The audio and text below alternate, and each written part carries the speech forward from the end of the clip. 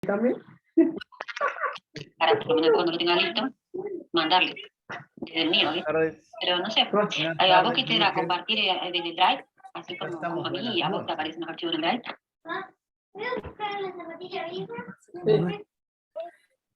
A ver, voy a poner acá. Tengo que poner audio. Ya somos 97. Sí. Bueno. Vamos a pedir que silencien, porfa, los micrófonos, así todos y todas podemos escuchar mejor.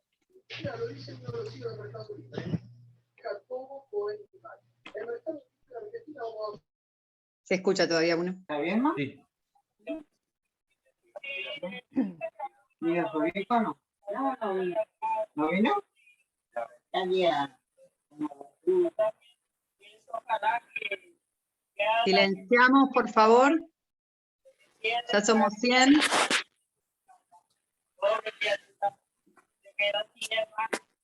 Claro, vos no podés silenciar a todos. Yo no estoy pudiendo. Sí. Bueno, dale.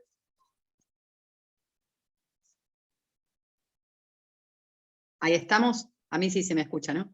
Sí. Hola, Sí. buenas noches a todas y a todos. Bienvenidos a al segundo encuentro de la Semana de la ESI. ¿Sí? Están con nosotros la licenciada María Pía Córdoba, subcoordinadora de Trabajo Social, se desarrolla en Atención Primaria de la Salud, diplomada en Género, Disidencias y Diversidad Sexual. Buenas tardes, buenas noches, María Pía. Buenas tardes a todos, a todas. Y la licenciada Lucía Amarilla, especialista en Educación y Políticas Públicas de Infancia, cursando actualmente la carrera de Sociología. ¿Sí? Somos 100, ya está llena la sala. Esto lo estamos grabando de manera tal de que después lo podamos subir al canal de YouTube del Instituto para disfrutar todos de este segundo encuentro. Chicas, todo suyo. Bueno, ¿podremos compartir entonces la diapositiva? Así iniciamos. Dale. Bueno, gracias a todos por la invitación, a todas. La verdad que celebramos por ahí estos espacios de una construcción colectiva, del conocimiento, para abordar estas temáticas. Así que bueno, la idea es por ahí tener un panorama general de la temática del abuso sexual infantil y que sea, digamos, un aporte para ustedes, ¿sí? Totalmente dinámico, sabemos que esto se va modificando, ahora lo vamos a ir viendo, pero bueno, después estaremos a disposición también de ustedes para intercambio, ¿sí? Bueno, buenas tardes a todos.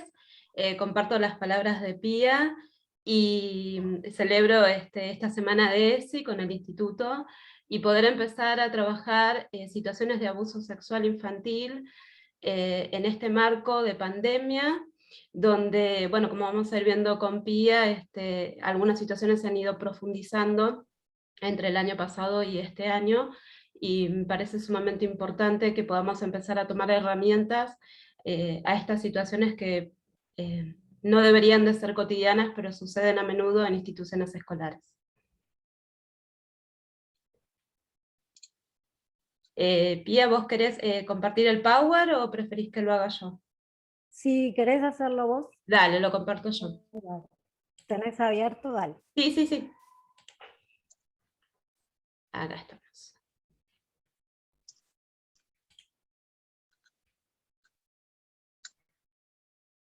Bueno, vamos a, como dice el título, hablemos de ASI.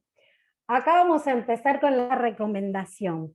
Nosotros estamos muy acostumbrados a hablar, cuando hablamos del abuso sexual infantil, identificarlo con esta sigla. Hoy lo que se comienza a visualizar es que el abuso sexual infantil pareciera que está sacando la importancia a este delito, ¿no? Porque no se nombra a quien, digamos, a quien ejerce este delito, al adulto, no se lo menciona en el abuso sexual infantil. Entonces de repente muchos profesionales y expertos sobre la temática nos empiezan a aconsejar, a recomendar, a utilizar abuso sexual contra las infancias, ¿no? Y es una nueva perspectiva, uno dice, bueno, es una palabra, las palabras construyen sentido, y en este contexto me parece que lo que hace es alguna connotación en cómo la sociedad y la cultura visualiza este delito, esta práctica, ¿está bien? Así que si bien a lo largo de la diapositiva lo vamos a identificar como así, está bueno para que empecemos a replantearnos cómo lo mencionamos, ¿sí? Cómo nos referimos al abuso sexual contra las infancias. Bueno, en principio vamos a establecer un contexto histórico. Hablar de las infancias a lo largo de la historia nos llevaría muchísimo tiempo. Hoy, como mencionábamos al principio, la idea es tener una aproximación, pensar a las infancias en la antigüedad. En la antigüedad es de repente mencionar el infanticidio, de cómo se trataba a los niños que nacían con alguna discapacidad, deformidad, o que nacían en una relación de adulterio, o en ese momento se pensaba de adulterio. Bueno, vamos a venir un poquito más acá y pensar por ahí en algunos hitos más cercanos y que hoy nos hacen pensar a la infancia de otra manera. El primero que identificamos fue en los años 60, cuando se empezó en los espacios académicos a trabajar con los estudios de la mujer, que posteriormente fueron los estudios de género, porque lo que se hace es empezar a cuestionar de alguna manera una cultura patriarcal y adultocéntrica, ¿sí? De repente lo que se empieza a visualizar acá son temáticas o situaciones que ocurren en el seno de una familia, ¿sí? Hay un avance respecto al conocimiento científico, donde se pensaba que era solamente patrimonio de los hombres, y ahora se empieza a visualizar desde otra manera, pero sobre todo, digamos, comenzamos a identificar una problemática que tiene que ver con poner en tela de juicio algunos grandes mitos, mencionamos acá occidentales y cristianos, como puede ser el de la familia, ¿no? La familia que se la pensaba como un espacio de privilegio, de paz, de bienestar, de repente se empieza a ver como una organización que tiene, como cualquier otra organización, relaciones conflictivas, y que si bien no todas estas relaciones conflictivas van a devenir en situaciones de maltrato o de abuso, de repente se visualiza que no, lo que pasa en mi familia tal vez sucede en otras, ¿sí? Y también sí. de los espacios históricamente pensados como lugares de protección, como tenemos acá puestos los cultos, los lugares de culto. Digamos, son espacios en donde se empieza a cuestionar esta situación, o si realmente son espacios de protección o no, da el inicio y el puntapié para poder empezar a visualizar más allá de lo que tradicionalmente o de lo que normalmente teníamos como un espacio más incorporado, socialmente incorporado. Claro, mitos que persisten incluso en la actualidad, ¿no? Porque de repente pienso en lo que nosotros pensaríamos si vemos a un niño, por ejemplo, abandonado en la calle, y lo primero que uno piensa y dice, ay, pobre nene, si lo agarran y le hacen algo.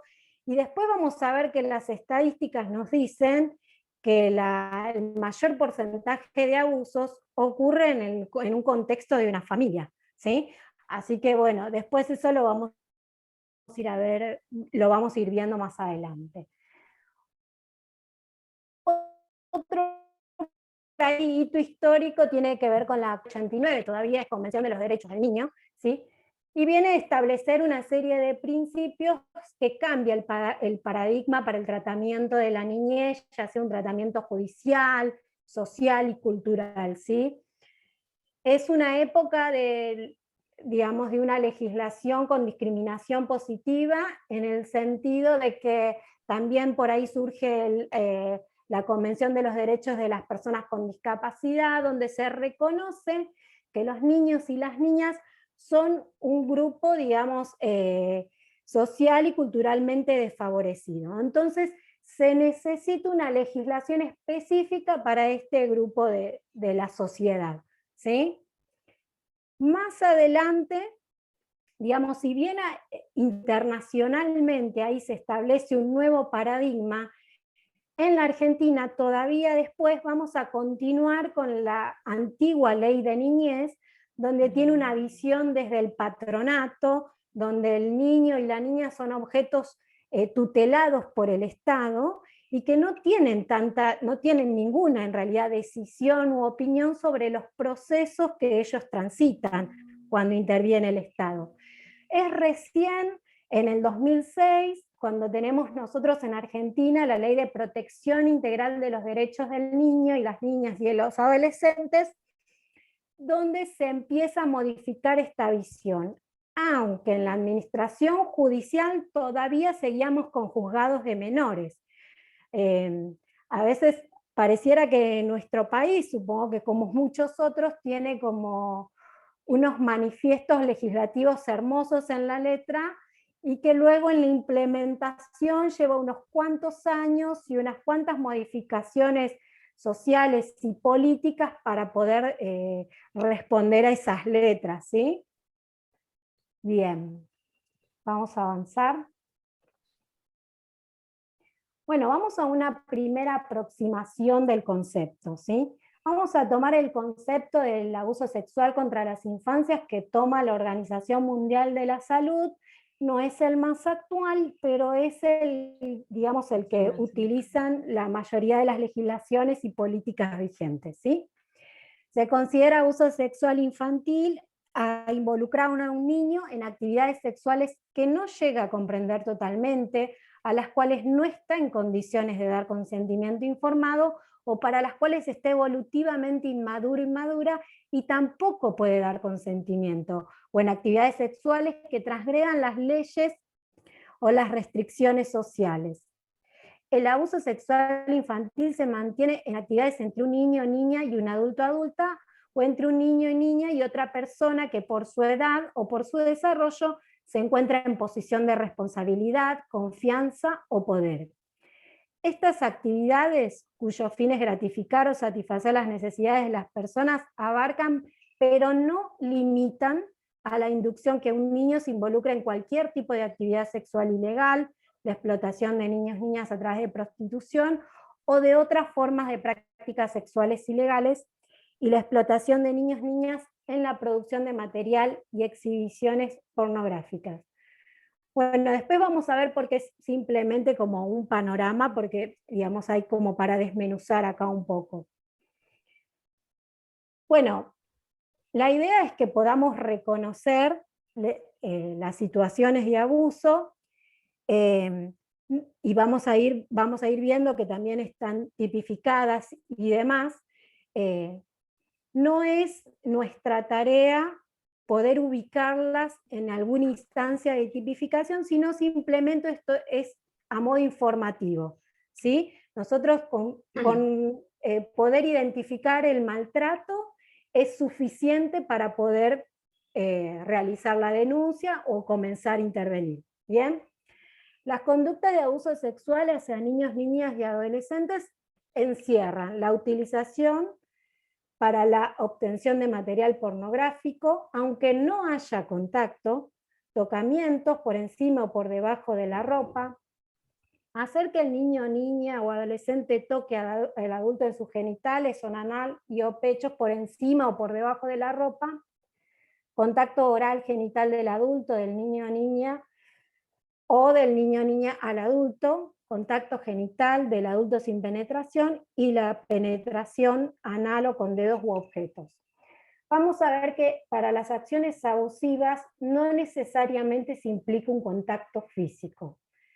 Pueden ser comentarios sexualizados, cuando se utiliza un lenguaje con los niños y con las niñas que ellos no comprenden, que no saben de qué se trata, la exhibición de genitales, el voyeurismo, que es, digamos, una práctica es ver al niño. Por ejemplo, recuerdo una situación que tuvimos en un centro de salud, que era una preadolescente que se bañaba y que el padre la espiaba por la ventana del baño. Eso ya entra en la acción de abuso sexual infantil. Exhibición del material pornográfico, inducción a que la persona se desnude o se masturbe, y por ahí una práctica que es una de las que más aumentaron en el último tiempo, que es el grooming, que es el acoso cibernético, el abuso cibernético, que tiene que ver por ahí con el envío de fotos, de conversaciones, o cómo captan a los niños o niñas para posibles encuentros o no. Así que esto aumentó mucho en época de pandemia, quizás por el aumento de los niños y niñas a los aparatos, a lo informático, ¿no? Claro. Y el Bueno, grooming es uno de las, continuamos. sí, el grooming es uno de Claro. los, o el ciberacoso, es una de las últimas formas de abuso que se incorporó dentro de las leyes y dentro del Código Penal para ser penalizado por situaciones de abuso, que antes no estaba dentro de las normas, o sea, no estaba considerado como forma de penalización, ¿sí? Que esto viene justamente con todas estas nuevas formas de acoso virtual que existen, que hay, y que a medida que van avanzando los medios tecnológicos y las niñas y los adolescentes están cada vez más conectados, son situaciones que se van visibilizando cada vez más seguido. Bien.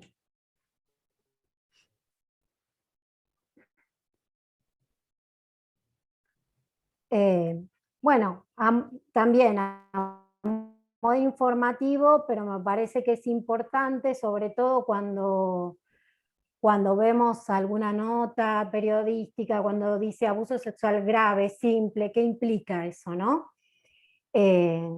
Se tipifica porque cada una tiene una penalidad diferente, ¿bien?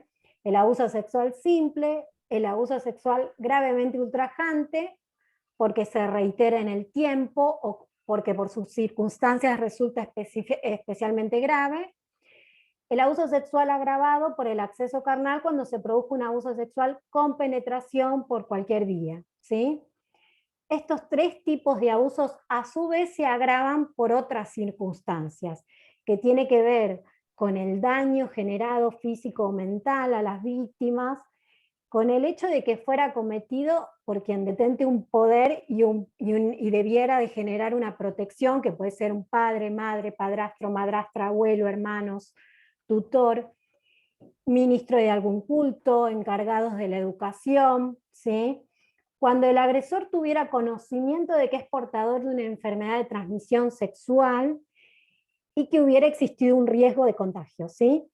Bueno, también cuando hay presencia de armas, cuando es personal de seguridad, policía, y cualquier persona que que haga una captación y se aproveche de la convivencia con la víctima. ¿Bien?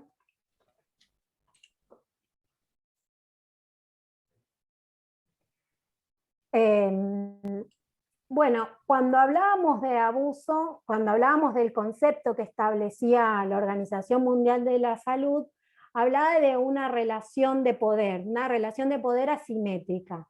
Y nos parece acá importante identificar tres formas de esta asimetría de relación, ¿sí?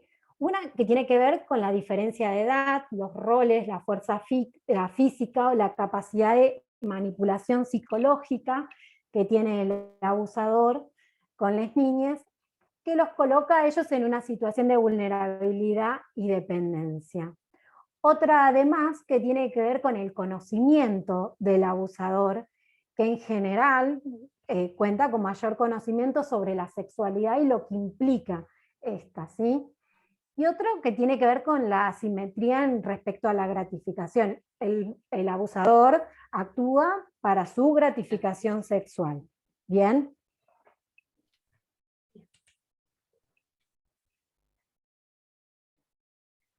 Bueno, vamos a ver, digamos, en qué porcentaje el abuso sexual afecta lo que hablábamos al principio en espacios que socioculturalmente se consideran seguros y que, digamos, no estamos en contra de la institución de la familia, pero simplemente es tratar de desmistificar algunas cuestiones para que eso seguramente, digamos, sostener algunos estereotipos que funcionan el abordaje a la problemática, con lo cual está bueno un poco empezar a desnaturalizar algunas cuestiones.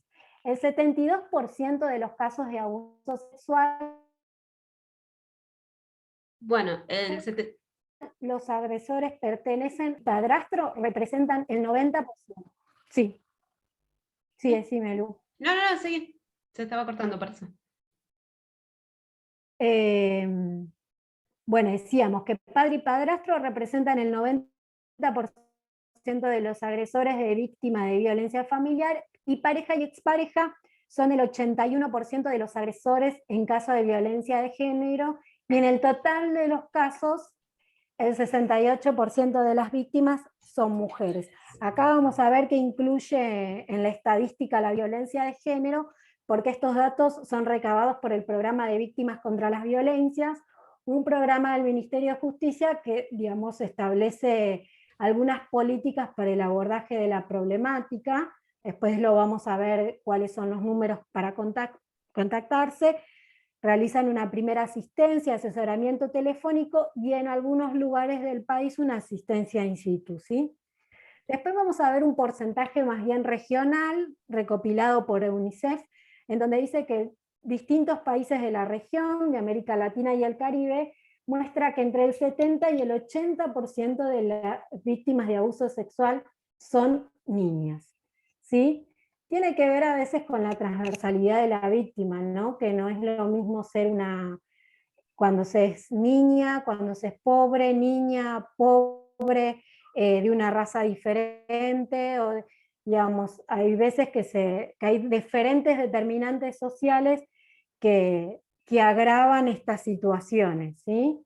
Siempre las niñas, las mujeres van a estar más en riesgo en el contexto social patriarcal que mencionábamos al principio. Nos pasamos, ¿no? No, sí, Ahí, lo que pasa... para. Yo quiero pasar, pero ahí está. Problema con el power.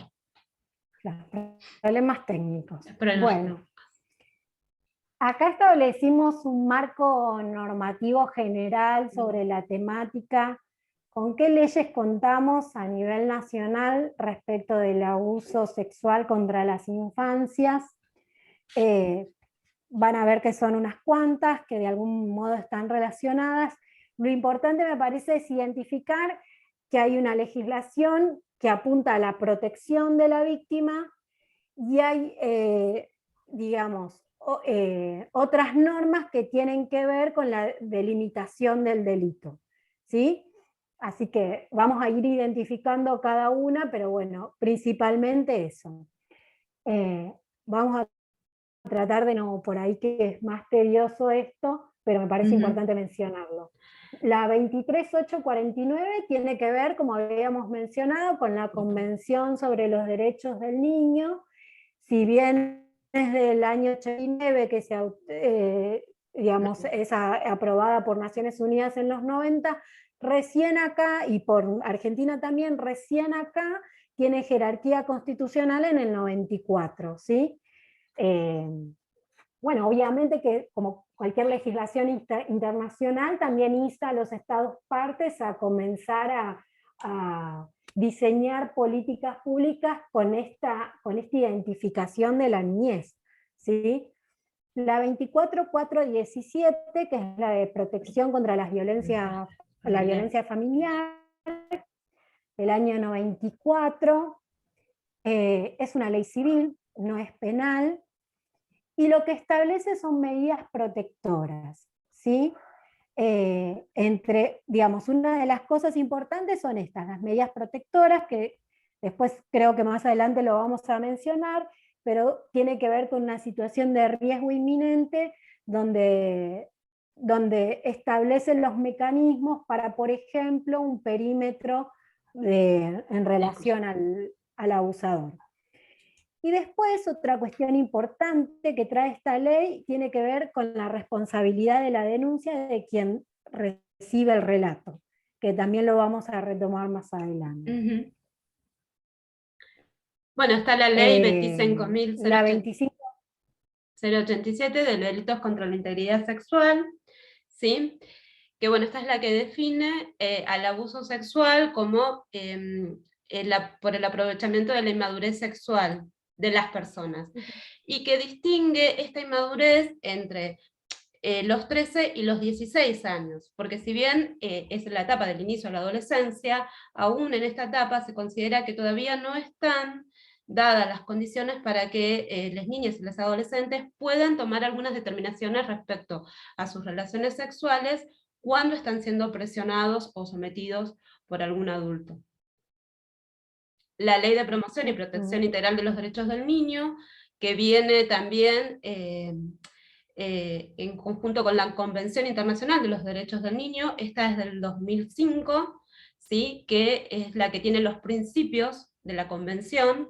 El artículo 1 es brindar la protección, el interés superior del niño, ¿sí? Que todos estos son como los principios fundamentales de la Convención Internacional de los Derechos del Niño. ¿Querés seguir, Pi?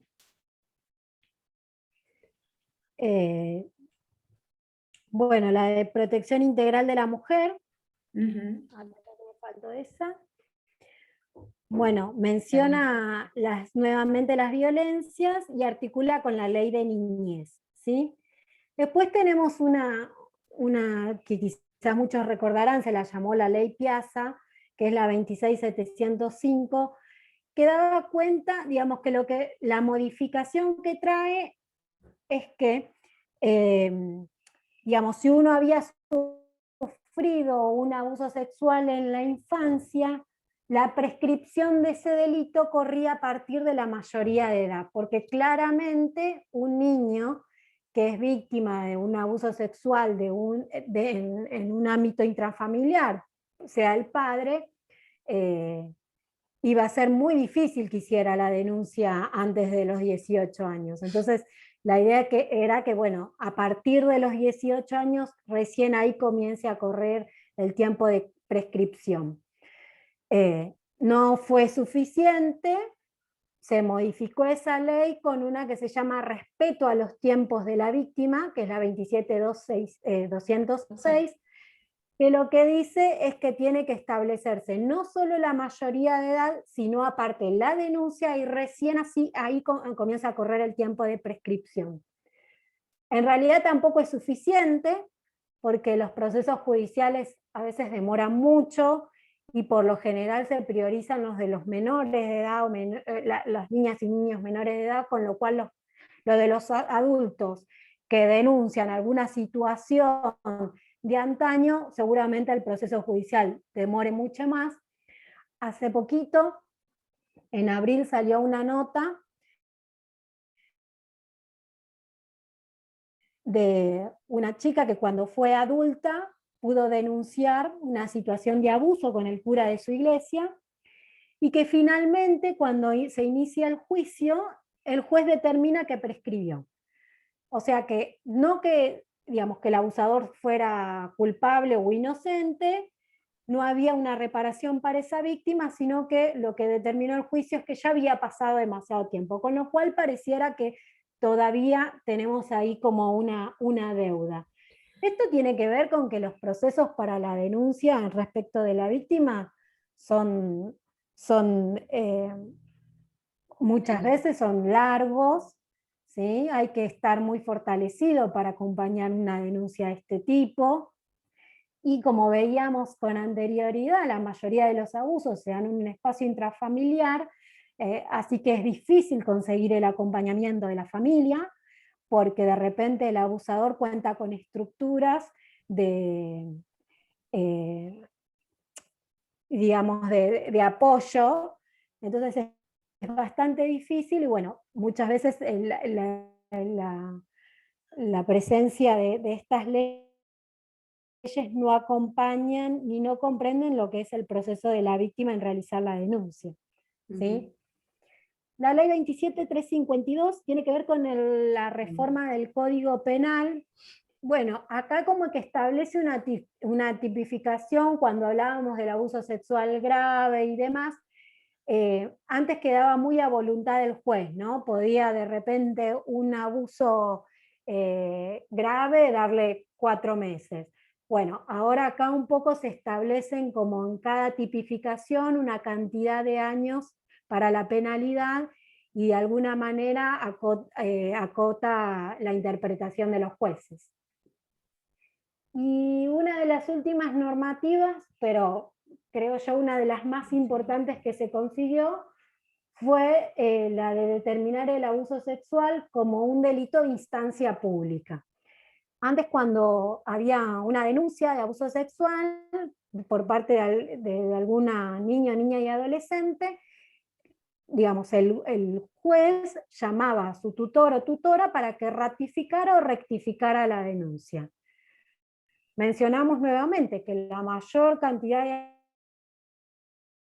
familiar, con lo cual se desestimaban muchísima cantidad de denuncias sobre abuso.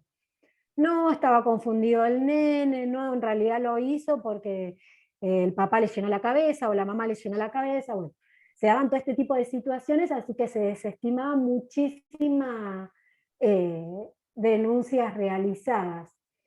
Menciona acá una situación que nos tocó trabajar de una adolescente desde el centro de salud, donde bueno, se encuentra transitando un embarazo producto de la violación de uno de sus hermanos, y todavía no estaba esta ley, así que cuando la llaman a la madre, obviamente la hacen pasar a ella porque ya era adolescente, pero claro, con la presión de la madre, yo no tengo tiempo para venir acá cada rato y demás, porque la situación de abuso intrafamiliar estaba naturalizada.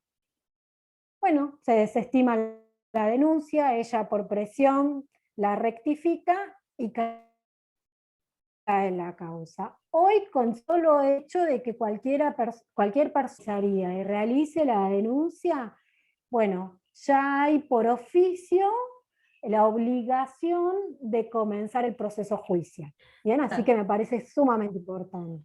Sí, y esta ley también lo que hace es ayuda a la obligatoriedad de los agentes públicos a hacer la denuncia en el caso de que las familias no los quieran hacer.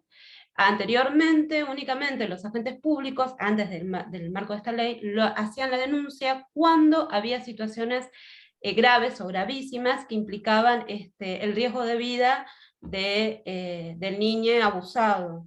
Ahora, con esta ley, en esta idea de la privacidad de la situación familiar, por eso es tan importante la ruptura con este paradigma, con esta ley, cualquier agente que toma conocimiento de las situaciones de abuso, está obligado a realizar la denuncia en el caso de que la familia no lo quiera hacer, y no necesita de la rectificación de algún familiar para que la justicia comience a intervenir y a investigar estas situaciones denunciadas.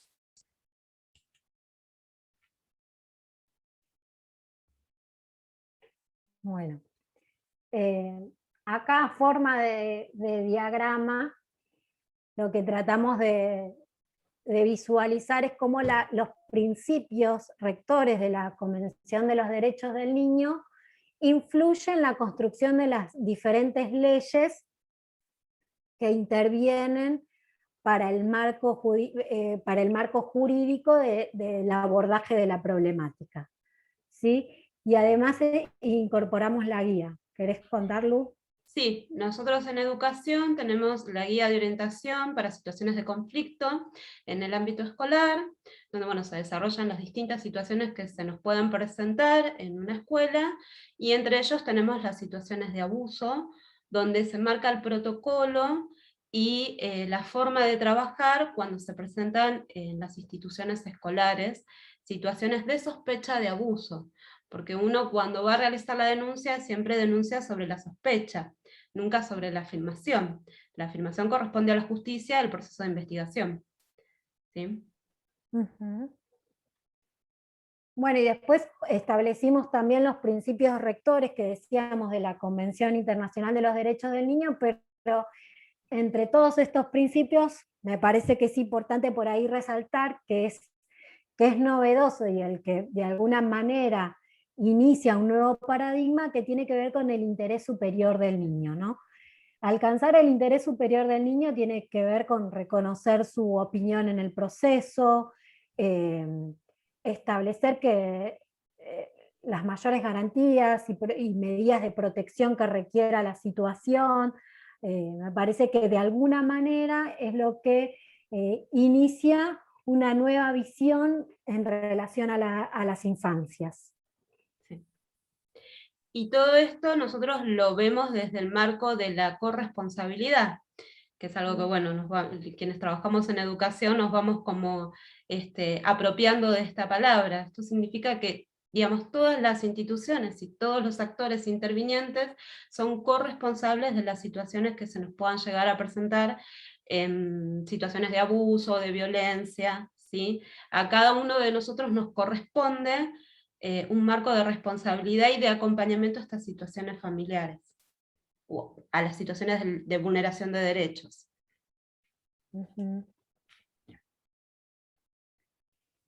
Bueno, vamos a establecer como algunos lineamientos básicos. Nos parece importante que en las instituciones donde nos desempeñamos podamos construir estos circuitos con respecto a las diferentes temáticas de vulneración de derechos, que esta construcción sea en equipo, es importante, y que tengamos en cuenta que son simplemente lineamientos, pero que no puede dogmatizar una intervención, porque por lo que estuvimos viendo, estas problemáticas son dinámicas, se van modificando, entonces establecer quizás un instrumento, digamos, rígido, primero que va a generar una frustración profesional enorme cuando no podamos responder a ese instrumento. Entonces, por ahí es importante tener en cuenta que siempre el abordaje de estas problemáticas va a ser mucho más productivo cuando se haga multidisciplinariamente en equipo, lo que no significa que en la situación concreta tenga que haber 30 adultos hablando con el niño, niña y adolescente. Me refiero a la producción del instrumento y después evaluar el plan de acción, ¿sí? Pero bueno, sí es importante la construcción de lineamientos y de protocolos, y vamos a dar como algunos ejes que, en función a los que podemos ir trabajando.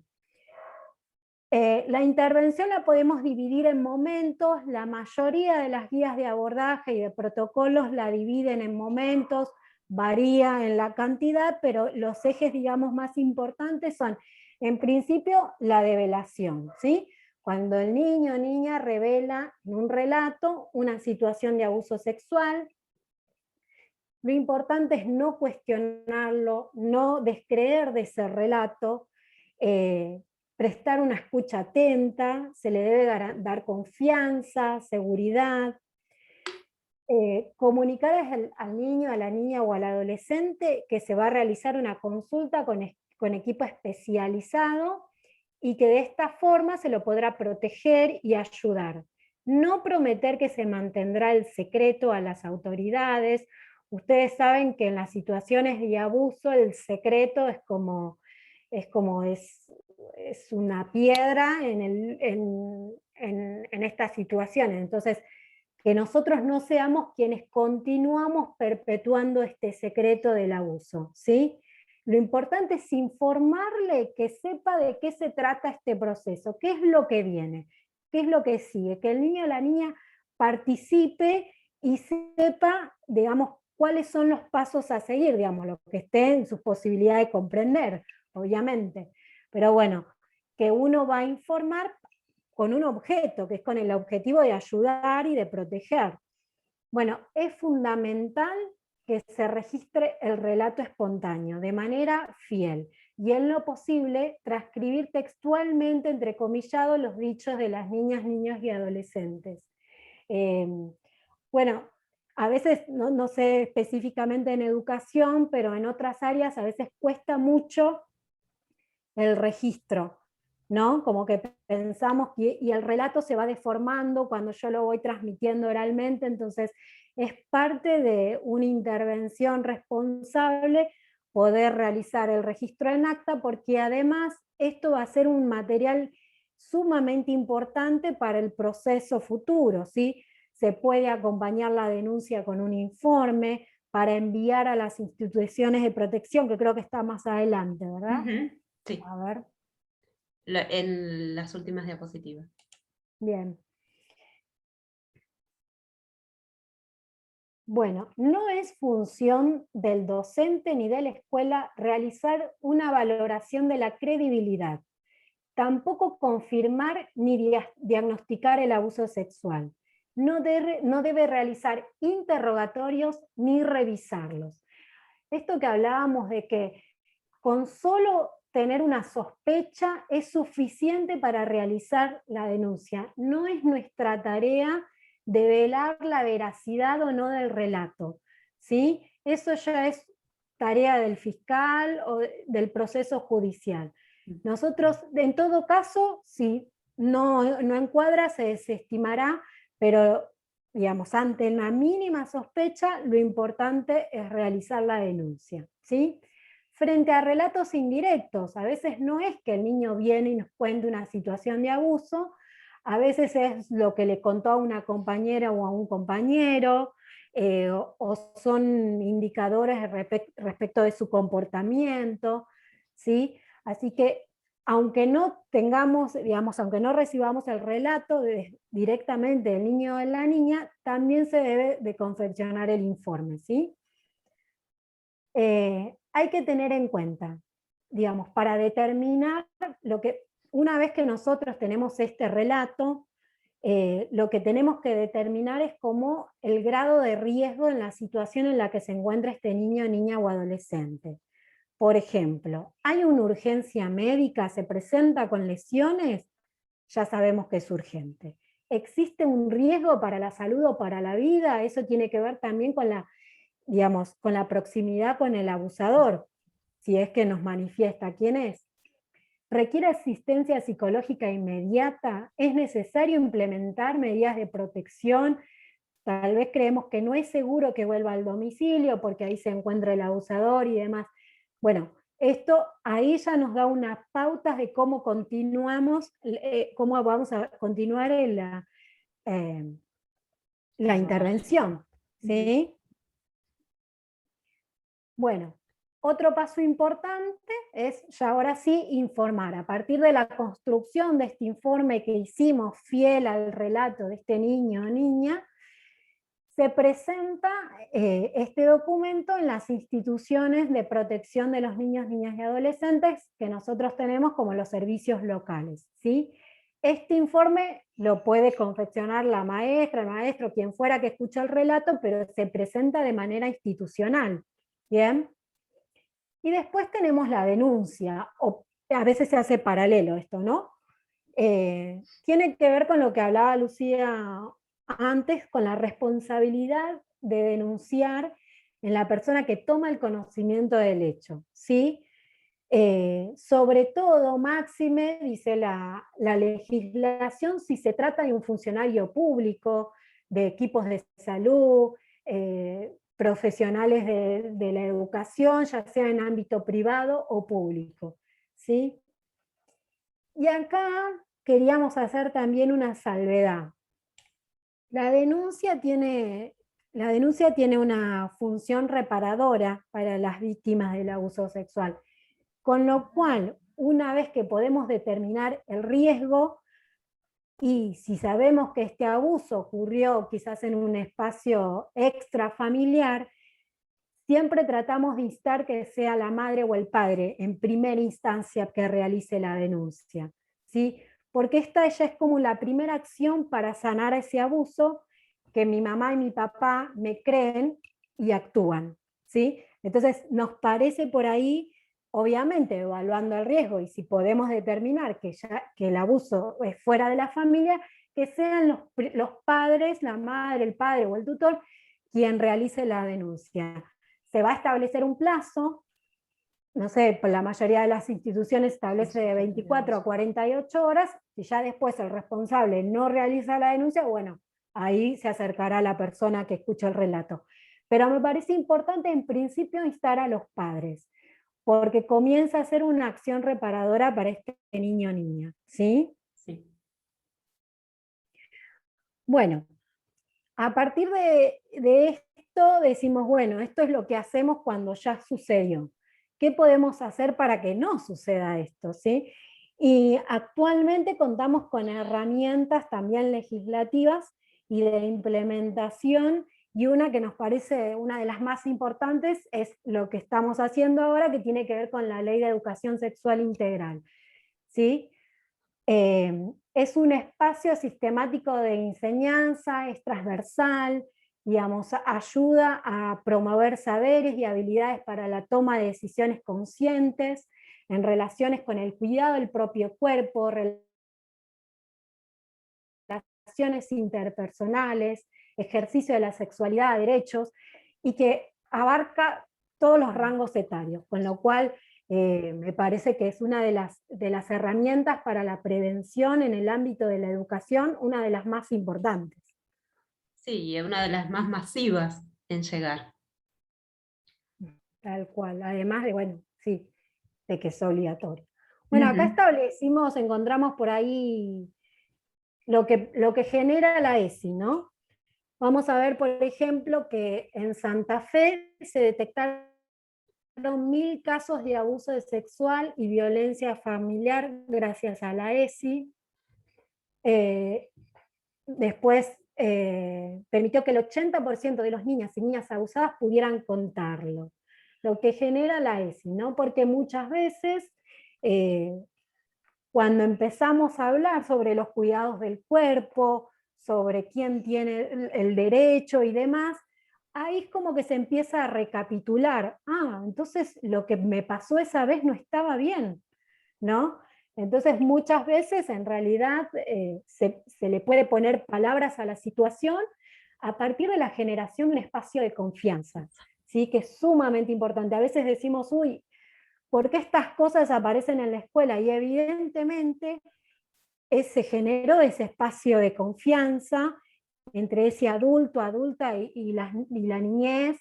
Entonces es sumamente importante. Me parece que eso es productivo, es valioso. Y valioso que se pueda brindar esos espacios y que las niñas y los adolescentes que toman la iniciativa de poder poner en palabras situaciones que han vivido o que están viviendo, porque les puede pasar que son situaciones que están vivenciando, que encuentren un espacio donde poder hablarlo, porque quizás en este espacio, en este ámbito familiar, donde muchas veces suceden estas situaciones, no pueden, no tienen, no deben, este famoso secreto del cual siempre tratamos de romper, y poder en el espacio y en el ámbito educativo poder recepcionarlos ayuda a romper con estos secretos, y además ayuda a construir de nuevo sus derechos que están siendo vulnerados, y que vaya a saber desde cuándo están siendo vulnerados. Entonces, poder tener las herramientas en los ámbitos educativos para conocer, detectar y acompañar en estas situaciones es más que importante y más que valioso, porque bueno, evidentemente está haciendo una transformación, aun cuando todavía tenemos algunas resistencias a la ESI en algunos espacios educativos.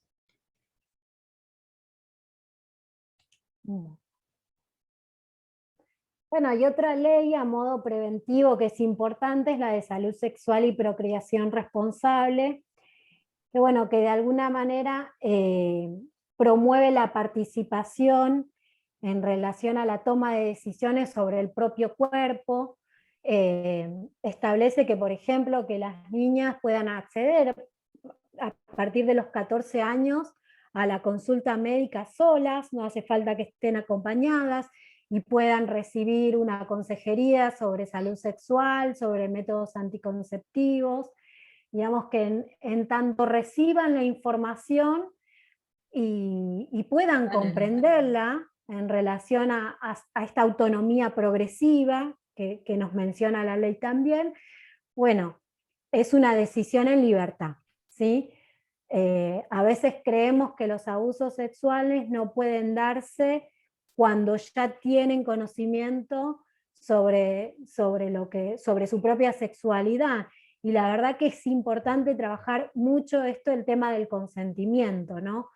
Porque como veíamos en la legislación, decíamos que, bueno, que igual entre los 13 y los 16 años puede generarse situaciones de abuso sexual contra las infancias, incluso aunque esa niña me diga que consintió esa relación sexual, porque de repente hay otros indicadores. Nos pasó también de una niña de 13 años embarazada en un centro de salud, donde ella decía, sí, bueno, sí, fue por una relación consentida.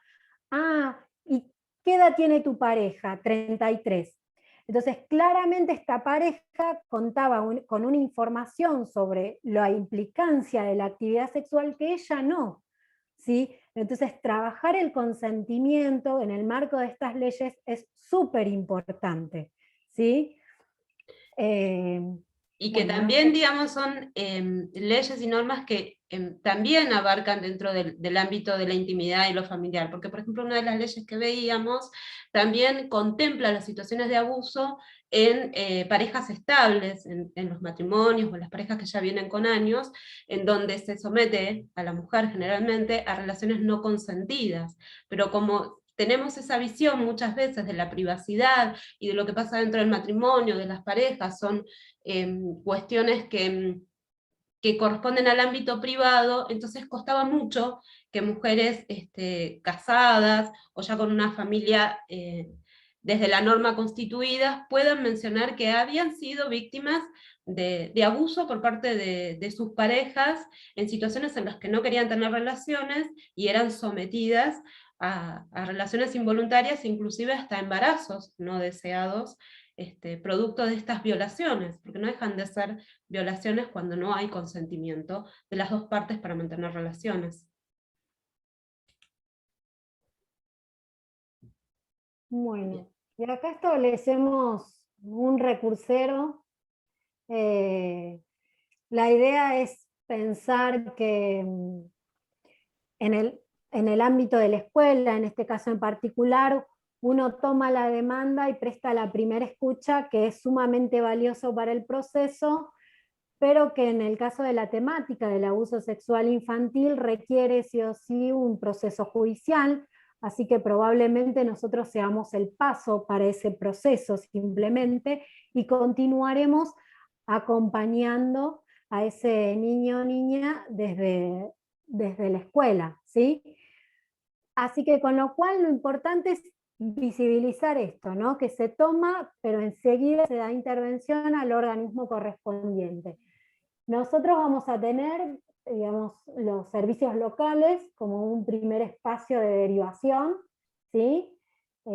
Son espacios que por jurisdicción se encuentran en diferentes lugares, pero que cada un lugar cuenta con un servicio local.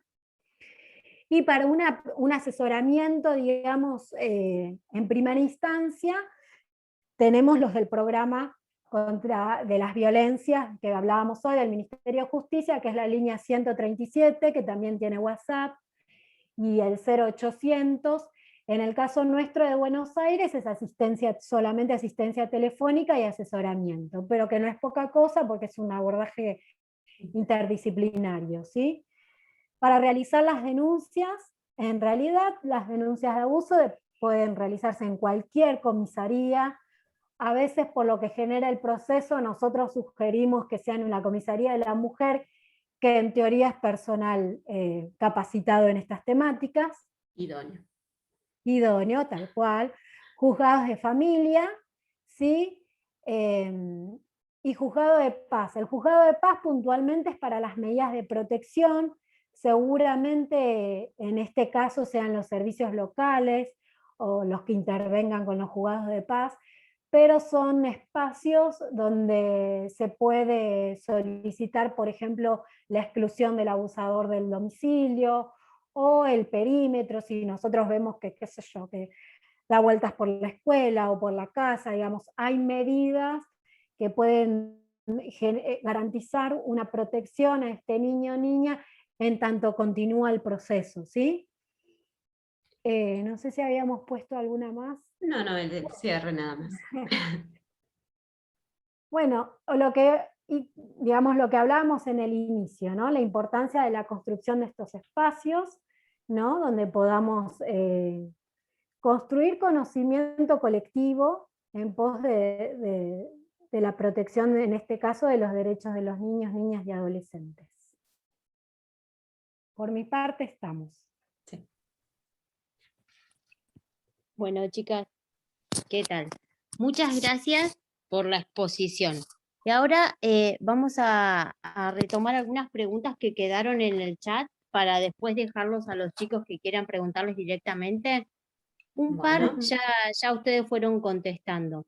Y todas tienen que ver en relación con el acoso cibernético, el acoso y el hostigamiento y el grooming en la escuela. Cuando conocemos estas situaciones en la escuela, cómo actuamos, un poquito ya nos fueron contando, y en los distintos niveles de la educación.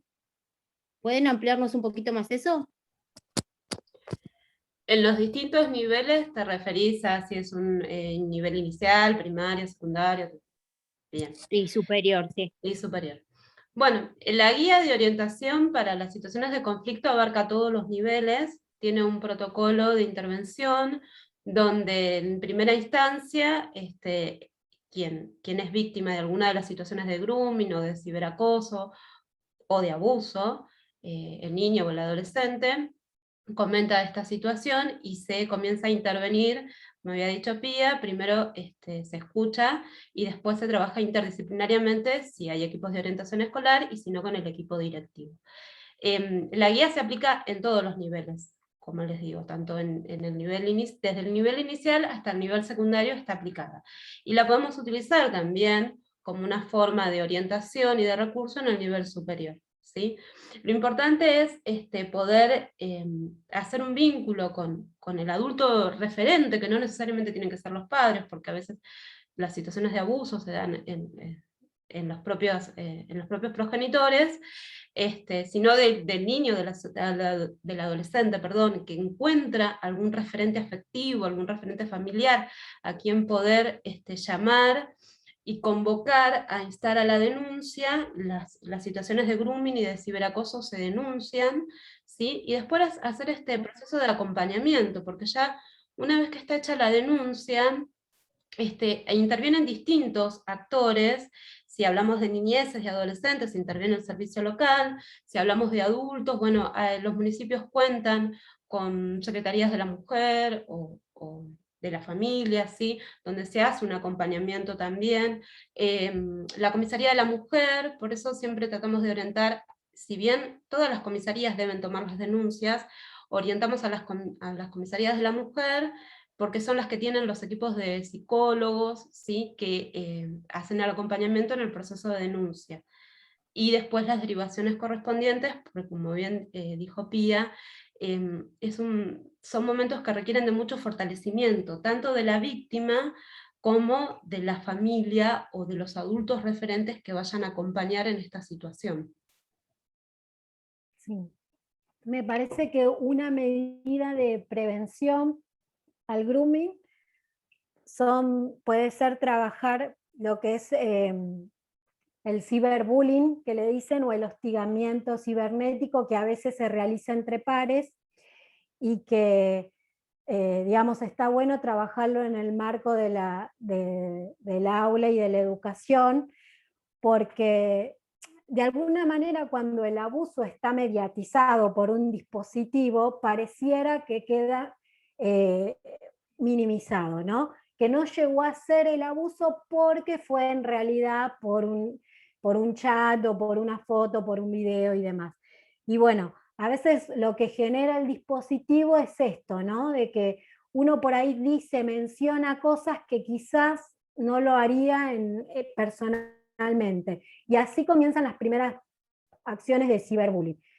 Me parece que una manera por ahí de prevención para el grooming es trabajar con el ciberbullying, que en realidad no es un abuso, porque probablemente sea entre pares, pero que surge, me parece, con bastante regularidad en los últimos tiempos, y a partir de ahí empezar a trabajar con la prevención en el grooming.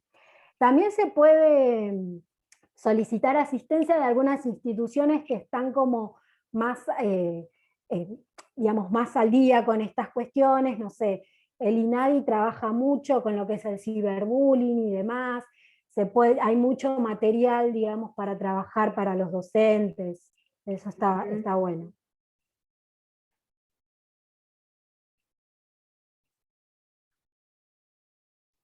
Bueno, y ahora sí, si las chicas quieren puntuar alguna pregunta más, las chicas de psicología, y si no, si alguno quiere preguntar. Buenas ¿Qué noches. tal? Soy de la carrera de Historia. Me presento, soy Roxana, y quería hacer una pregunta con respecto a lo que estabas hablando de ciberbullying. Justamente nosotros lo estamos viendo en EDI de cuarto, y justamente nos toca ese tema, explayarnos. Y yo escuché, o no sé si mal el audio, no sé si tengo mal el teléfono, que vos decías que no considerás que es un abuso el ciberbullying. Bueno, nosotros lo estamos viendo por el lado de que forma parte como acoso de esa situación, ¿no es cierto? Y que tiene diferentes características. Yo quería que vos me explayes un poquitito más del tema, porque me sirve para trabajarlo el viernes con el profe. Bueno, digamos que podemos como abrir el tema y después ustedes pueden ir meter cuchara, pero yo, digamos, identificaría las situaciones de maltrato infantil. Dentro del maltrato infantil vos podés identificar el abuso sexual infantil u otros tipos, la violencia física y demás. Podemos identificar diferentes tipos de maltrato. En general, por ejemplo, a veces hay como, digamos, hay una situación bastante complicada cuando el abuso a un niño, niña o adolescente se da por parte de otro niño, niña y adolescente. ¿Qué pasa en ese caso? Porque cuando hablamos de abuso, en realidad hablamos de una relación asimétrica de poder. ¿Qué pasa cuando es otro niño, niña o adolescente? Bueno, en general se procede a realizar la denuncia, obviamente que este otro niño, niña o adolescente no va a tener una condena, no, digamos, una penalidad, pero lo que uno hace es, digamos, instar al Estado a que desarrolle también políticas de protección con este otro niño, niña o adolescente. En el ciberbullying pasa esto, ¿no? De que por lo general se da entre pares, ¿sí? Porque si fuera un adulto que ejerce ciberbullying hacia un niño, hay una relación asimétrica de poder, y ahí yo diría más que es grooming. ¿Bien? Sí, dicen que se da entre pares, pero aparte dice que va con diferentes, por ejemplo, tenés medios de web, la web, y, Claro. por ejemplo, tenés los teléfonos, la computadora, o sea, como un medio de juego. Facebook, pasan, claro. Exacto. Claro, el tema es que Perdón. ahí también, sí. Perdón, quería comentar algo, pero ya que están con esto, si me permiten 2 segundos, les cuento un poco mi experiencia personal. Yo tengo 27 años y soy de la primera generación que empezamos a tener cámaras en los bolsillos. Y me tocó vivir en mi secundaria una situación de ciberbullying, que en ese momento no entendíamos muy bien qué era. En una secundaria encima que, bueno, porque también hay que entender un poco esto, el bullying está rodeado en general por ciertos valores sociales. Me tocó en una secundaria que era, digamos, un colegio católico de dinero, de Bellavista, tenía de compañero el nieto de Aldo Rico, que era uno de mis bulliadores. Entendamos un poco que hay también un contexto ahí. Pero la cuestión, y quizá lo interesante, que es lo que marca el parteaguas entre bullying y ciberbullying, es que no caduca, porque está grabado, y eso sigue dando vueltas por la web. Yo todavía me he encontrado 15 años después casi, con un video mío siendo adolescente en internet, donde otra vez me encontraba con lo que había vivido en ese momento.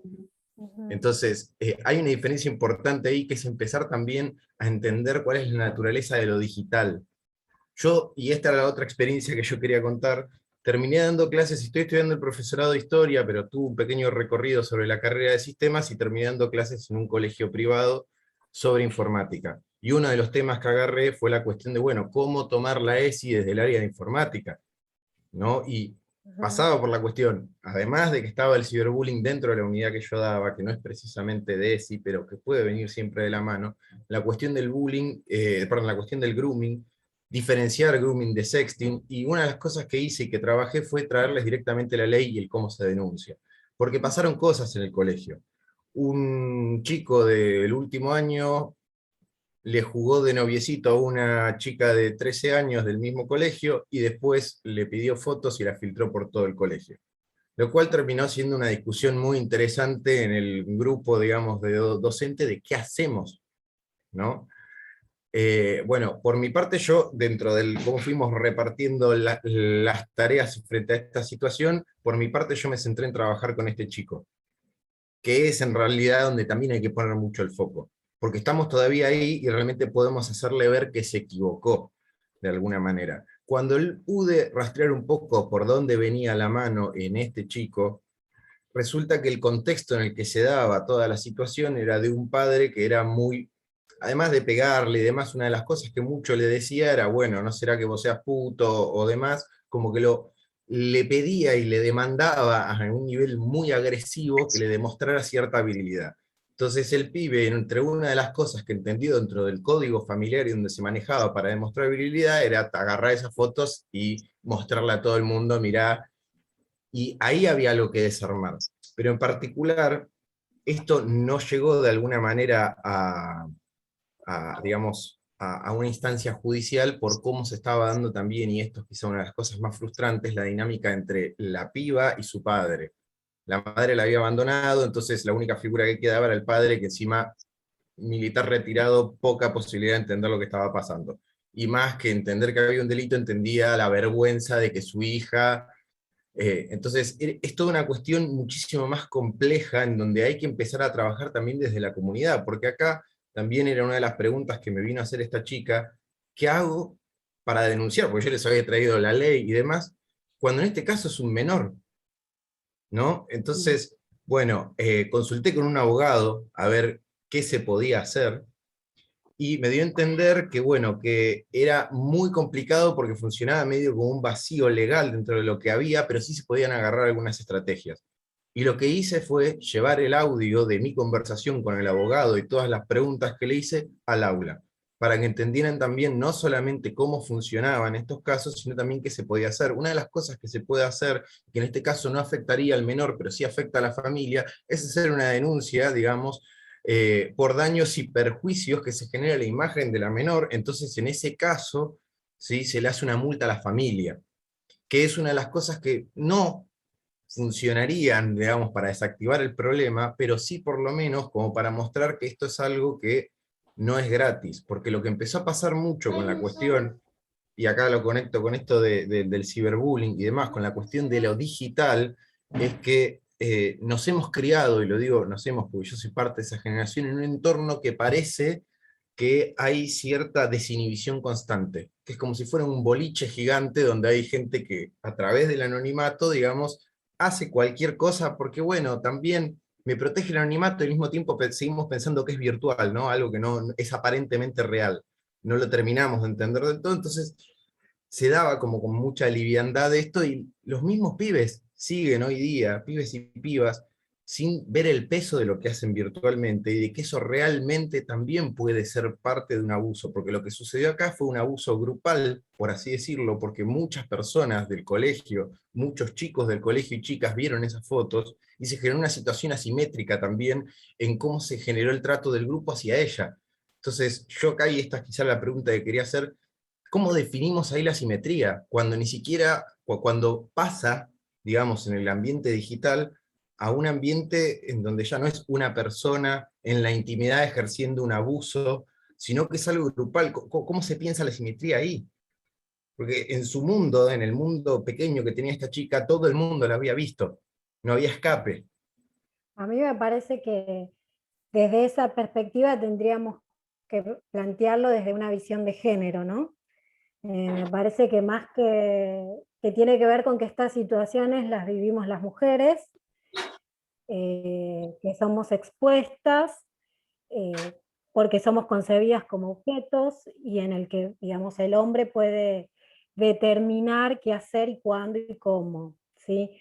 Me parece que en la prevención va a estar el 90% de las respuestas, en la estructura de la ESI, que la plantea desde una perspectiva de género, y además trabajar mucho con la responsabilidad afectiva, ¿no? Digo, probablemente se inicie una relación consentida y trabajar un poco de qué se trata esto de... La ESI no solo trabaja cuestiones que tienen que ver con la sexualidad, sino que tiene que ver con las emociones y los afectos, y esto me parece que empezar a revalorizarlos en un marco de una igualdad de género me parece sumamente importante. Es, digamos, remar en dulce de leche porque nosotros vivimos en una sociedad patriarcal, ¿sí? Y donde, digamos, patriarcal y además digamos, pone en énfasis un hombre, pero no cualquier hombre, sino este hombre blanco, proveedor, de clase alta, profesional. Entonces, dentro de esta estructura es donde hay que empezar a construir una prevención. Yo creo que vamos en vías de, que cuesta muchísimo, pero en tanto podamos continuar con estos espacios, digamos, que atraviesen todos los rangos etarios, me parece que es una primera salida sumamente oportuna. Y tener en cuenta, ¿no?, lo que usted dijo, que teníamos que tener veracidad del relato como docente, ¿no? Me pareció interesante porque el docente no puede tener una, ¿cómo es que se le dice? Una respuesta al problema, sino sospecha, ya es suficiente. Eso me pareció bastante interesante desde el punto de inicio como futura docente. A veces viste que en el afán de querer conseguir esta certeza, revictimizamos de una manera brutal, ¿no? Porque es la pregunta sobre la pregunta sobre la pregunta, y ahora la va a entrevistar la directora, y ahora la maestra que la escuchó. Y entonces se revictimiza de una manera salvaje a ese niño o niña que con muchísima fuerza llegó a la instancia de poner palabras a ese dolor. Entonces es simplemente tratar de registrar el relato y darle continuidad al proceso. Nosotros somos como un canal, ¿sí? Pero no vamos a determinar en sí, no vamos a darle fin a esa situación, sí lo vamos a poder viabilizar en una perspectiva de reconstrucción de derecho, que no es poca cosa tampoco. Disculpe, al respecto quería hacer una consulta. Buenas noches. En el caso de un abuso infantil, bueno, una denuncia por sospecha de abuso infantil en un colegio privado, católico, cuando ya está nombrada la fiscalía, cuando ya está en juzgado y demás, y no se aparta, en un caso de abuso por parte de un docente, y no se aparta el docente del cargo, siendo que hay denuncias, siendo que hay actas en el consejo escolar y demás. ¿Qué se hace? Porque hasta donde yo tengo entendido, esta persona tampoco está retirada del cargo ante esta sospecha de abuso de los otros colegios en los que da clases. Entonces, creo que es un peligro terrible al que están exponiendo los menores, pero nadie se hace cargo. ¿Qué más se puede hacer cuando ya las etapas y las personas que supuestamente tienen que proteger a los menores y a las víctimas no lo hacen?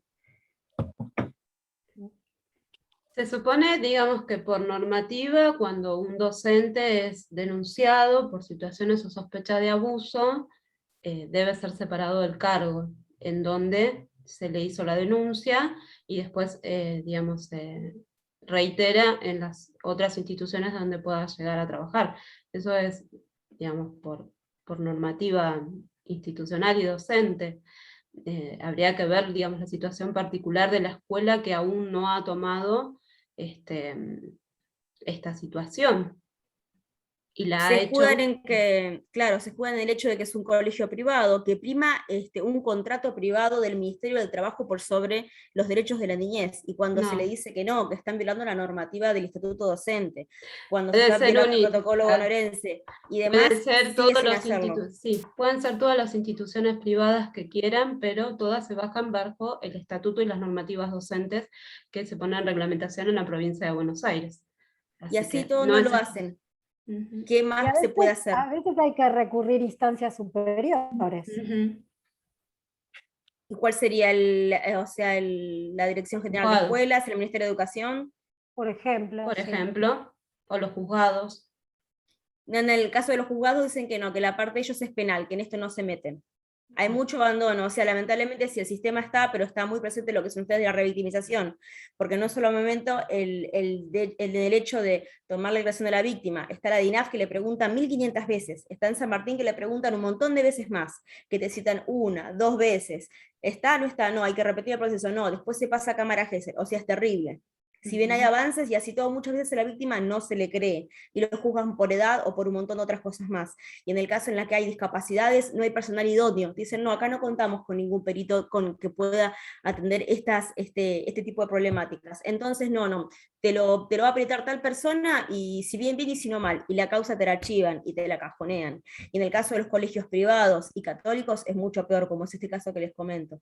Pero si todo, o sea, haciendo actas, hablando con jefes de inspectores y demás, sigue estando ahí, como si nada. Con la excusa de que ahora va a estar con una docente a cargo también y que lo va a estar vigilando. Eso no importa, o sea, se siguen exponiendo a menores. A eso voy yo. Sí, seguramente, o sea, nosotros establecemos como un circuito para dar cuenta de la institución educativa, pero después sabemos que en instancias judiciales hay muchísimo, digamos, déficit, falta. eso y en cualquier instancia penal, no solo en el caso de los abusos sexuales infantiles. No, también en violencia, porque inclusive aún hoy, cuando la Ley de Promoción y Protección Integral de los Derechos del Niño está vigente desde el 2006, y nosotros ascribimos a la Convención, aún todavía muchos juzgados, muchos jueces se siguen manejando con la ley del patronato, con la ley Agote, en donde, digamos, se institucionaliza a las infancias y se termina, digamos, no se termina de creer en este principio rector tan importante que es el interés superior del niño. Entonces, sí, estamos haciendo un camino y sí vamos hacia el camino, hacia los cambios, pero a veces los procesos son difíciles, y más cuando tenemos por ahí muchos jueces que vienen de muchas épocas, muchos anteriores, y no logran ayornarse y cambiar la mentalidad, cambiar el paradigma, ¿sí? Hay un proceso todavía que nos queda y un camino hacia el reconocimiento real, concreto y en la práctica cotidiana de los derechos del niño. Desconozco si es que los jueces están obligados a una formación también en género. No sé si con supuesto. el devenir las leyes y así todo, bueno, Y sí, sigue siendo dinosaurios. O sea, comprendo. Bueno, gracias por la información, entonces informaré que se debería seguir entonces con la Dirección General de Escuelas o en su caso con el Ministerio de Educación. Sí, gracias. Corresponde, digamos. Cualquier institución privada e institución educativa puede tener convenios y acuerdos internos que corresponden a los proyectos institucionales internos, pero no dejan de regirse por las normas educativas a nivel nacional y provincial. Gracias. Hola, me gustaría agregar un comentario al respecto. Buenas. Buenas. Pensaba, la compañera en particular estaba hablando del abuso de un docente, si no escuché mal. Pensaba en los pocos controles que hay al momento de ingresar a la formación docente. Yo, por ejemplo, cuando fui a hacerme el examen psicofísico, a mí el psicólogo que me atendió, lo único que me preguntó es si alguna vez me habían recetado antidepresivos, y ya está. O sea, ese fue el único control psicológico que a mí me hicieron para, o sea, para obtener, digamos, mi permiso para cursar la formación docente, ¿no? Entonces yo pensaba en qué pasa con esos compañeros, por ejemplo, que ejercen acoso sobre sus compañeras en un nivel terciario, en un instituto de formación docente, que luego van a llegar a recibirse, a ejercer como docentes y a estar no frente a compañeras que quizás pueden llegar a defenderse o no, sino frente a niños, que justamente es lo que nos estaba, niños, niñas, adolescentes, que es el tema que nos traían hoy a colación ustedes. Si existe alguna ley que no se está aplicando respecto a este control que debería haber, o si directamente no existe y cualquier persona puede ejercer la docencia. Esa era mi pregunta, disculpe. No, normativas no hay con respecto a eso. Después sí, una vez que se hace algún ejercicio, llega a suceder alguna situación, se inicia un sumario. Igualmente te voy a decir que ustedes dentro del nivel terciario tienen por ahí la suerte, inclusive de un apto físico. En los niveles universitarios no se solicita un apto físico para ingresar, ¿sí? Y nosotros hemos tenido compañeros que ejercen situaciones de violencia, que se han expresado en los espacios de bienestar estudiantil, y que aún así inclusive ejercen dentro de instituciones públicas. Me parece, ahí sí adhiero y escribo a lo que dice Pía, que me parece que es muy importante empezar a poner en juego las visiones de género y de diversidad a la hora de trabajar en cualquier tipo de institución, sea una escuela, sea un centro de salud, o digamos, sea la institución que sea, porque esto nos permite tener una visión más amplia sobre determinadas situaciones que quizás en algún momento hubiesen pasado desapercibidas o naturalizadas, y hoy en día las podemos poner en cuestión. Yo creo que el hecho de ponerlas en cuestión ya permite empezar a hacer un avance en materia de derechos y de restitución de derechos que muchas veces se nos está haciendo vulnerados a las mujeres, a las niñas, a los adolescentes, ¿sí? Sí es verdad que hay grupos que somos más vulnerados que otros a determinadas situaciones, pero el hecho de ponerlos en palabras, en poder empezar a cuestionarnos, a preguntarnos, a repreguntarnos, ¿por qué pasa esta situación? ¿Por qué esto? ¿Por qué no? De otra manera, nos permite empezar a romper con estas estructuras desde la heteronorma, desde las visiones adultocéntricas, inclusive en los centros de salud y en los hospitales, desde las miradas médico-hegemónicas. Sí, pensémoslo también en estos términos, ¿no? Si la figura del abusador se puede introducir en la estructura de una familia, en la estructura de una iglesia, un culto religioso, cuanto más en los espacios educativos. La idea es trabajar mucho con la prevención, con la construcción de una sociedad igualitaria, ¿sí? Con poder empezar a empoderar a las niñas en los cuidados sobre su propio cuerpo. Digamos, este tipo de dinámica en la sociedad se filtra en cualquier institución, y en tanto continuemos en esta dinámica societal va a seguir existiendo. Yo creo que hay muchísimos avances, como dije, por ejemplo, que hoy nos reunamos de esta manera, aunque sea virtual, pero que pongamos en cuestión, como decía Lucía, ciertas situaciones que en otra época hubiesen pasado desapercibidas, hubiesen estado naturalizadas, y hoy nos molestan, nos inquietan, nos hacen ruido, y tratamos de buscar la manera me parece que es la punta del ovillo, ¿no? Muchas gracias. Bueno, vamos a ir cerrando, si no hay algún otro comentario. Bueno, aparte hay un montón de comentarios agradeciéndoles, chicas, por su tiempo, por la predisposición, por toda la información. Después estamos grabando la reunión. Hola, compañeras, compañeras, por allí está Fabiana, Hay una Fabiana que quiere hablar. Perdón, hace rato vengo levantando la mano. No, yo solamente lo que quería hacer era una acotación incluso a la charla anterior que tuvimos con el profesor Iván. Yo creo que sí, falta mucho, falta terriblemente es largo el camino que nos espera para poder cambiar la mentalidad que tenemos en los jueces, en los fiscales que hay en nuestro país con respecto a los abusos de los niños, niñas y adolescentes.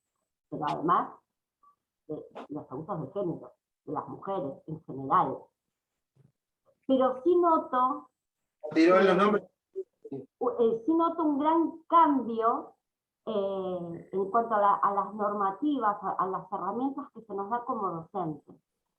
Personalmente a mí en el año 2019 me tocó, gracias a Dios, la profe Rossetti, y hay muchas cosas que ella me dijo que cuando yo tuve que ir al aula, supe identificar estuve haciendo prácticas ese mismo año, y supe identificar cada una de las sintomatologías que la profe nos dijo, mira esto, mira allá, y dije, wow, el camino que se nos está abriendo. No había antes esto. Antes en mi secundaria, yo tengo 50 años, en la secundaria mía, pasaba todo desapercibido. Y si decías algo, te señalaban, te marcaban, y había una asimetría del poder donde la víctima era revictimizada continuamente. Hoy no. Hoy podemos, como docentes, con las armas que nos dan, como futuros docentes, con las armas que nos dan los docentes, como la profe Rossetti, nos dan las armas para poder identificar y ayudar a esos chicos. Sí, falta un montón. Hay jueces que cierran los ojos, hay fiscales que no hacen lo que tienen que hacer, los juzgados están muy atrasados, pero está bueno que nos estén dando herramientas y que nos estén dando una apertura de ojos donde ustedes decían, antes se naturalizaba todo, ahora no, ahora hay que mirar, hay que mirar. Esa chica algo le pasa, no está haciendo nada, no saca la carpeta, tiene la cabeza gacha, ¿por qué no está mirando? ¿Por qué no presta atención? Esas son las pequeñas cosas que antes, es una vaga, se decía, en mi época. Hoy no, hoy me llamó la atención. En ese 2019, luego de cursar con la profe Rossetti, me llamó la atención. Porque tenía las herramientas para poder hacerlo, que antes no había. Perdón, eso era lo que quería decir. No, gracias. Eso iba a recalcar también, que hay otros comentarios en relación con el espacio que tenemos como docentes para formarnos y poder tener esta mirada también. Y que eso es lo importante. Y que había un comentario también en relación a de qué manera enlazar la educación con la salud. Y creo que esta propuesta que traemos del instituto y toda la semana, vamos a estar trabajando esas cosas, que es nuestro trabajo también como docentes, ser responsables en tratar de buscar estos conocimientos en donde tenemos que buscarlos. A veces si nos faltan, bueno, porque siempre hay profesionales como las chicas que se brindaron en este espacio para poder ayudarnos y cubrir estas cosas que por ahí a veces nos faltan, ¿no?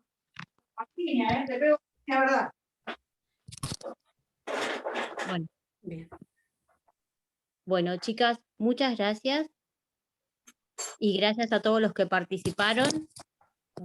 Obviamente que dejamos abierto un espacio de consultas, cualquier cosa que surja que les querramos preguntar de nuevo para todos los profesorados del instituto, las vamos a estar molestando. Súper interesante, es toda una visión novedosa, por lo menos para mí, ¿no? Que uno ve las leyes allá o la normativa, y acá lo vimos enlazado con lo concreto, ¿no? Hasta con el padecer, con lo que, digamos, con lo que se ve del lado de las niñez y la adolescencia también, que van a ser, digamos, los sujetos con los que compartamos, con los que nuestros estudiantes, futuros docentes, van a compartir el espacio y estar atentos, como decía Fabiana, ¿no? Entrenar esta mirada, y también me pareció súper importante esto de que somos un canal, porque en general nos pasa esto de querer hacernos cargo, ¿no? ¿Y qué hago con esto? ¿Y a quién le digo? ¿Y dónde voy? Hago todo y sigo, pero por ahí mentalizarse que nuestra función está en esto, ¿no? En recibir, en entrenar, por eso la escucha atenta y la mirada, y derivar, ¿no? Que eso también es algo que se aprende, ¿no? A soltar y a decir, bueno, ahora por acá, ahora le corresponde a este otro y yo también puedo seguir. Realmente muchísimas gracias, y sí, como dice Alicia, las vamos a estar molestando. Tenemos un montón de información, la charla queda grabada y el Power, bueno, está cargado también de datos y de información que nos va a venir bien siempre. Gracias, chicas. Gracias, Ali, por invitarlas también. Tengo algo, 2 líneas nada más que me parece importante. Algo que les quería mencionar que me parece importante tener en cuenta, que, digamos, la temática del abuso sexual contra las infancias personalmente nos indigna, nos horroriza y atraviesa una historia de vida particular de cada uno. Entonces, así como la violencia de género y diferentes temáticas. Y está bueno y no está mal en nuestro ejercicio profesional si identificamos que esta temática es un obstáculo para nosotras, que no podemos abordar nosotros. Está bueno también decir, no puedo con esto. Hoy no puedo, y pedir quizás la asistencia de este abordaje en equipo que decíamos. A ver, a veces recibimos la demanda y estamos atravesados por una historia personal que de repente vamos a ser más un obstaculizador o va a generar en nosotros un conflicto que después se abren muchas ventanas y hay que ver en qué estamos preparados para recibir después de todo eso. Entonces, también está bueno reconocer esto. No nos hace menos peores docentes, ni personas más débiles. Hay que reconocer también estas situaciones que nos atraviesan como personas, ¿sí? Simplemente quería mencionar eso. Bueno, muchas gracias, Pía, muchas gracias, Pía.